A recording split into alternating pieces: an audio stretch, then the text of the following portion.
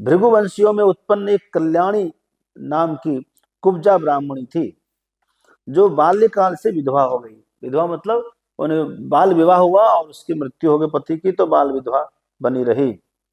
इसके कारण दुखी होकर के वह कठोर तपस्या में लग गई। विंध्याचल की तराई में रेवा और कपिल के संगम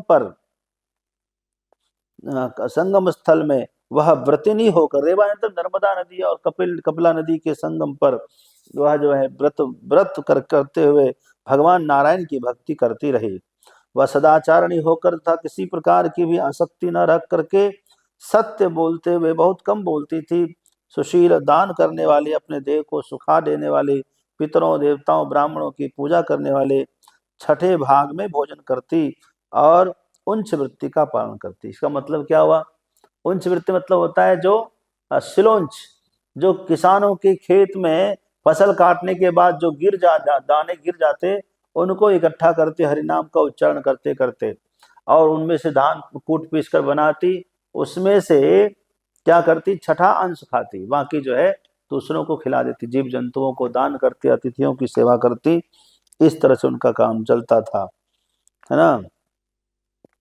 कृच्छ, अतिकृच्छ, पराक, तप्त कृच्छ भोजन भाग में भोजन करती थी तथा उच्च वृत्ति का पालन करती।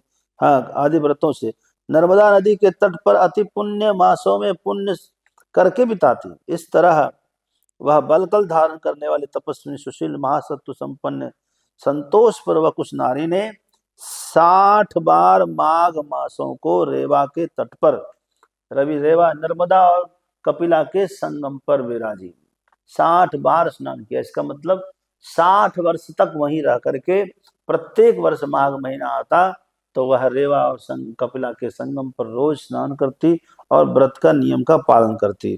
अब आप सुनिए आगे क्या हुआ। हे राजन, उसके बाद तपस्या से क्षीण हुई वह ब्राह्मणी उसी तीर्थ में ही मर गई। शरीर पूरा हुआ, शरीर शांत हो गया। माघ स्नान से जन्य पुण्य के कारण वह 4000 युग तक भगवान विष्णु के लोक में प्रसन्नता पूर्वक निवास करती रही। कितना? 4000 वर्ष नहीं, 4000 महायुग, इतने वर्ष तक भगवान का सानिध्य उसको प्राप्त हुआ। उसके पश्चात जब धरती पर पद्म कल्प आया, इस पद्म कल्प में ब्रह्मलोक में ब्रह्मा जी ने उनको बुलाया, उनका क्या किया? उनको प्रकट किया। तिलोत्तमा नाम की अप्सरा वो बनी। आपने नाम सुना होगा, तिलोत्तमा नाम की अप्सरा वो ब्राह्मणी बेचारी बनी। तो किस लिए उनकी उत्पत्ति किस लिए हुई? ब्रह्मा जी ने उनका मानसी सृष्टि क्यों किया? क्योंकि एक उस समय असुर थे, उसका नाम था सुंद और अपसुंद, 2 भाई थे। तो सुंद और अपसुंद देवताओं को बहुत सताते थे। उन्हीं को नाश करने, उनके नाश के लिए ब्रह्मा जी ने अयोनिजा के रूप में नारी रत्नों में देवताओं को भी मोहित करने वाले, अपने सौंदर्य आनंद से सबको मोहित कर देने वाले अप्सराओं में श्रेष्ठ तिलोत्तमा को प्रकट किया। वह निश्चित रूप से ब्रह्मा जी की सृष्टि में आश्चर्य कारिणी थी।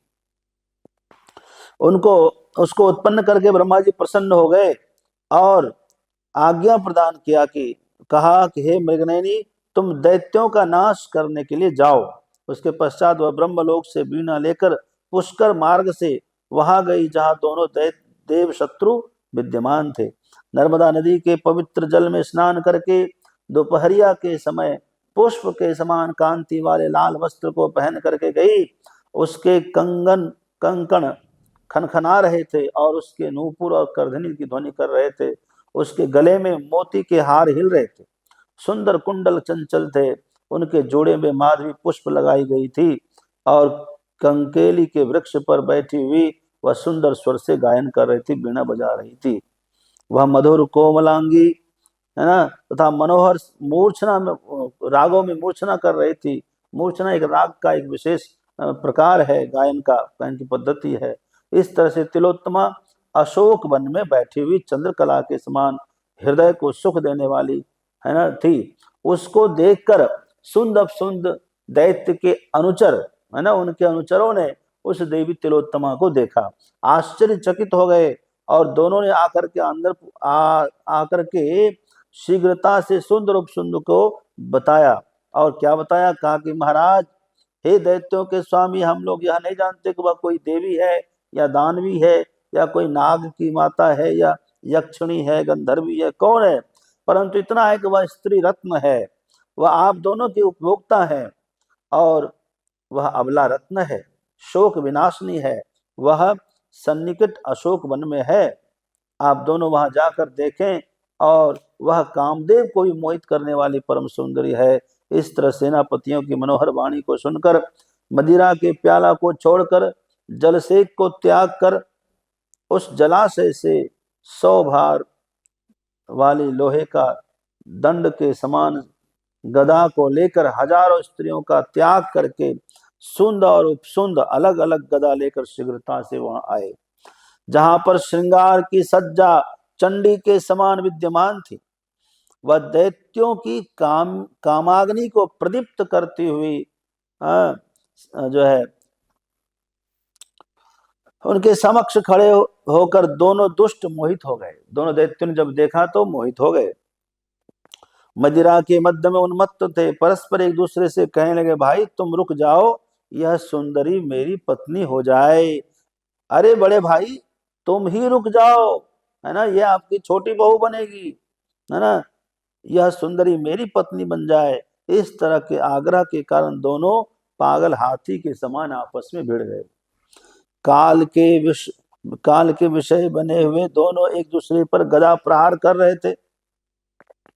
परस्पर के प्रहार के कारण वे दोनों आपस में मरकर पृथ्वी पर गिर पड़े। हे राजन, दोनों को मृत देखकर सैनिकों ने बहुत कोलाहल किया।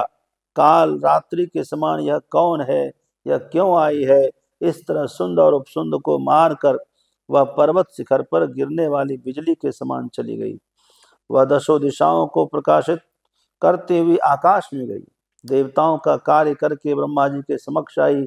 उसके बाद ब्रह्मा जी प्रसन्न हो गए और उन्होंने कहा, हे चंद्रमुखी, मैंने तुमको सूर्य के रथ में स्थान प्रदान कर दिया है। जब तक सूर्य आकाश में रहे तब तक अनेक प्रकार के भोगों को तुम भोगते रहो। हे राजन, इस तरह से वह ब्राह्मणी अप्सराओं में श्रेष्ठ होकर आज तक भी सूर्य के लोक में माघ स्नान के फलों को भोगती है। अतः हे राजन, मनुष्यों को प्रयत्न पूर्वक मकर राशि के सूर्य होने पर परम गति को चाहने वालों को माघ स्नान अवश्य करना चाहिए। उस व्यक्ति को इस लोक में कुछ भी अप्राप्य नहीं होता। माघ स्नान करने वाले के सभी पाप विनष्ट हो जाते हैं।